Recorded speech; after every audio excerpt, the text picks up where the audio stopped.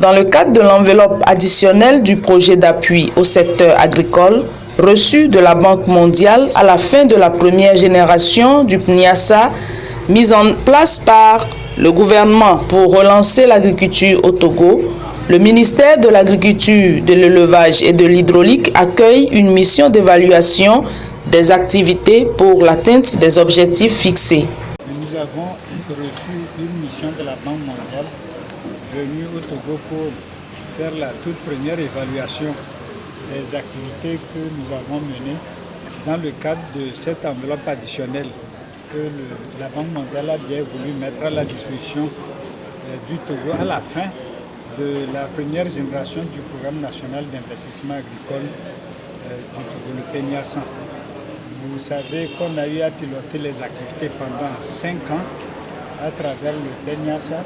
et sur le financement de la Banque mondiale. Et donc à la fin de la première génération du PNIASA, et en entendant qu'on élabore une deuxième génération du PNIASA, la Banque mondiale a bien voulu, au regard des performances affichées par le Togo dans le secteur agricole, la Banque mondiale a bien voulu mettre à la disposition du gouvernement togolais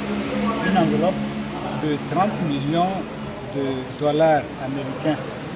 20 millions consacrés pour les activités du PASA et 10 millions pour le programme de productivité agricole.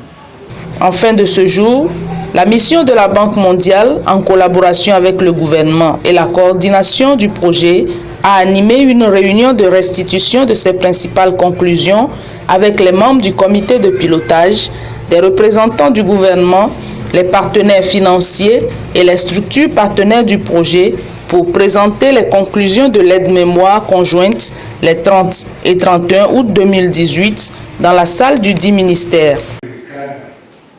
de ce vaste programme, le programme national d'investissement agricole qui a eu la faveur de la Banque mondiale de recevoir un fonds additionnel au regard des résultats que nous avons affichés pendant 5 ans. Je crois que si on a réussi à lever des fonds additionnels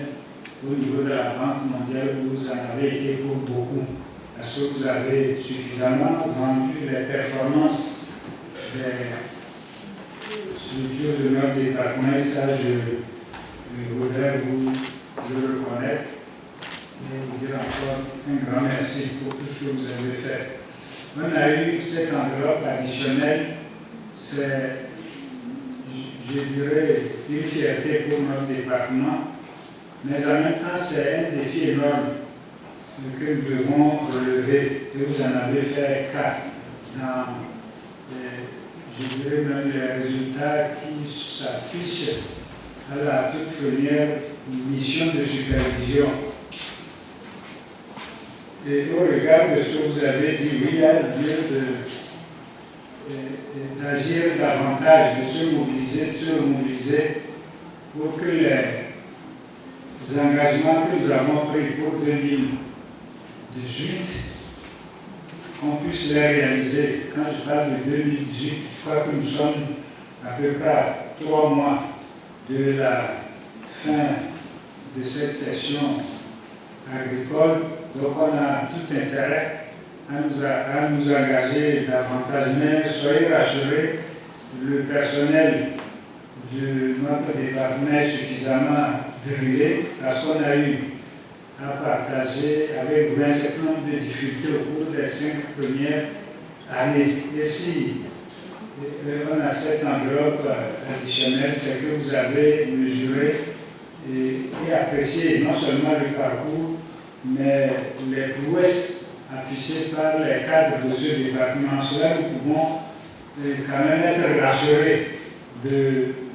notre capacité à toucher les cibles que nous-mêmes nous avons prévues pour l'année 2018. Après des visites sur le terrain, notamment à Agoué-Kakaveli pour la visite du promoteur Choco Togo, à Gbatopé pour le promoteur de volaille Dokpo Kokou et à Gaudrafort en visite au promoteur de la ferme à Javon, il a été relevé une évolution satisfaisante vers l'atteinte des objectifs. Au regard des données statistiques qui ont été renseignées par les experts de la Banque mondiale, on peut s'en féliciter que nous avons quand même fait des pas de géant. Quand vous prenez la filière végétale, nous avons eu à transformer 24 500 tonnes de produits végétaux contre une cible de 27 000, ce qui représente environ plus de 90% de réalisation. Quand vous prenez la filière animale, donc nous avons eu au niveau des bénéficiaires du PASA, nous avons enregistré un accroissement de l'effectif d'animaux de l'ordre de 245 000 têtes contre une cible de 211 000, soit une réalisation de 90,3%. Vous prenez la filière halieutique, donc le poisson,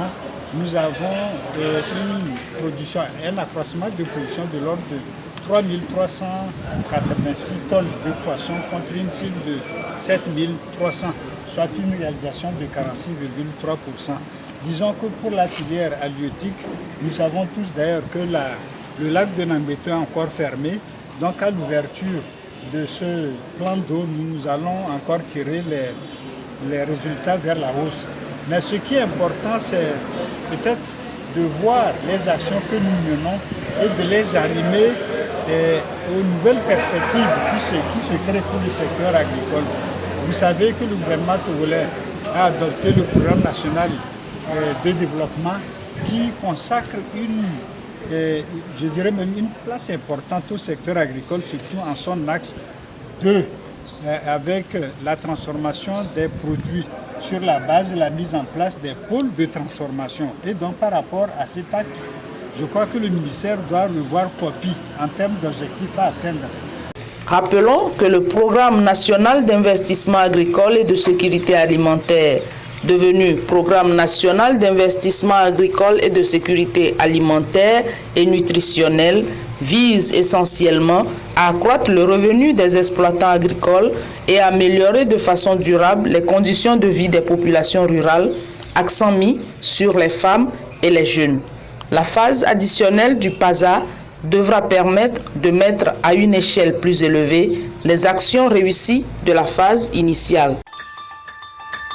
Pour tout besoin de publication, d'édition, de production audiovisuelle,